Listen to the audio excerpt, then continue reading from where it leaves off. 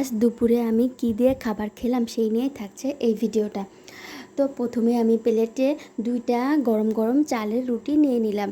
রুটির সঙ্গে আমি এখানে একটু গোশের তরকারি, একটু আলু এবং একটু ঝোল নিয়ে নিলাম। ঝোলের সঙ্গে রুটিটা একটু একটু করে ছিঁড়ে খুবই মজা করে খাচ্ছিলাম। তরকারিটা মনে হচ্ছে আজকে একটু বেশি মজা হয়েছে, কারণ সবসময় চালের রুটির সঙ্গে গোশের তরকারি, গরুর গোশ, মুরগির গোশ বা যে কোনো গোশের তরকারি অনেক বেশি ভালো লাগে। গোশ ছাড়াও শুধুমাত্র ঝোল দিয়েও চালের রুটিটা সবাই খেতে পারে তৃপ্তি সহকারে। তো আমারও আজকে এত ভালো লাগছিল তরকারিটা দিয়ে চালের রুটি খেতে, অনেক দিন ধরেই চালের রুটি আর গোশ খেতে মনে চাচ্ছিল। তো আজকে নিজেই বানিয়ে ফেললাম। খেতে খেতে ছোটোবেলার কথাও মনে পড়ে যাচ্ছিল।